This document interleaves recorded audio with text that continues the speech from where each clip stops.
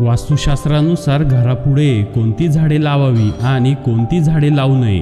गुलाब आणि कोरफड ही दोन रोपटी वाईट शक्तीपासून घराचे संरक्षण करतात अशी मान्यता आहे। गुलाब आणि कोरफड ही दोन रोपटी वाईट शक्तीपासून घराचे संरक्षण करतात अशी मान्यता आहे। ज्या झाडातून चीक निघतो अशी झाडे घराभोवती लावू नये। पिंपळाचे झाड शक्यतो घरात जवळ नसावे, जर असेल तर घराच्या पश्चिमेला असणे फलदायी असते।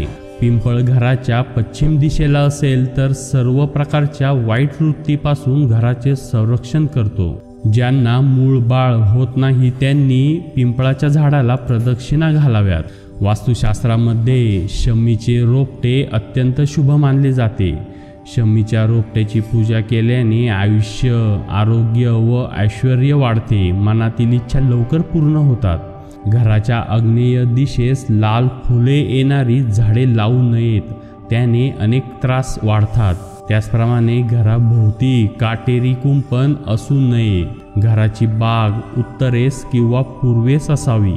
पाण्याचे कारंजे ईशान्य, पूर्व किंवा उत्तरेस असावे।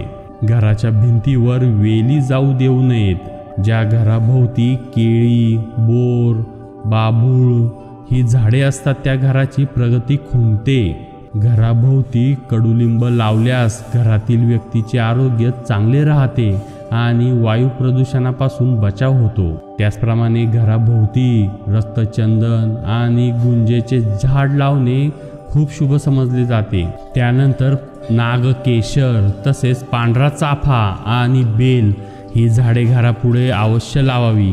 या झाडाजवळ बसून साधना केली तर मन प्रसन्न होते। त्यानंतर घराच्या आवारात नारळाचे झाड लावणे अत्यंत शुभ मानले गेले आहे। नारळाचे झाड लावण्यासाठी पश्चिम आणि दक्षिण या दिशा शुभ समजल्या जातात। त्यानंतर फ्लॅटमध्ये रुईचे झाड लावू नये। फ्लॅटच्या एका दूर कोपऱ्यात जिथे कोणीही सहजासहजी जाऊ शकणार नाही तिथे लावू शकता। त्यानंतर अविवाहित तरुण मनुष्याचा मृत्यू झाल्यास त्याचे रुईच्या झाडाबरोबर लग्न लावतात, याला अर्कविवाह असे म्हणतात। त्यानंतरच तरुणाचा दहन संस्कार होतो। त्यामुळे हिंदू धर्मशास्त्रात रुईचे झाड वास्तू शेजारी असणे हा दोष मानला गेला आहे। त्यानंतर अशोकाचे वृक्ष घराच्या उत्तरेला असल्यास मालकाचे आरोग्य व पैसा पाण्याची स्थिती चांगली राहते, दुःख त्रास होत नाहीत। त्यानंतर घरात बेलफळ आणून ठेवावे। 1-2 आठवड्यांनी ते बदलावे। त्याची पूजा अर्चा करण्याची गरज नाही। घरात सुख समृद्धी त्यामुळे नांदते। त्यानंतर घराभोवतालची झाडे शक्यतो माघ व भाद्रपद या महिन्यात, पुनर्वसू, अनुराधा हस्त आणि श्रावण या नक्षत्रावरच कापावी। त्यानंतर आंबा, सागवान, नारळ अशी उंच वाढणारी झाडे शेताच्या पश्चिम व दक्षिण भागात लावावी, फायदा होईल। त्यानंतर औदुंबर, वड, पिंपळ अशा वृक्षांची मुळे जमिनीला समांतर वाढून स्वतःच्या आकाराच्या 100 पट खोल जाऊन पुष्कळ जल संग्रह करतात। म्हणून या वृक्षाच्या शेजारी विहीर खणावी, हमखास पाणी लागेल। घरात सतत उजेड असावा, त्यामुळे वाईट शक्ती घरात प्रवेश व वास करणार नाही। संध्याकाळी किंवा रात्री बाहेर जाताना घरात पूर्ण अंधार करू नये। त्यानंतर पपई घरात नसावी, संतती व संपत्तीचे नुकसान होते।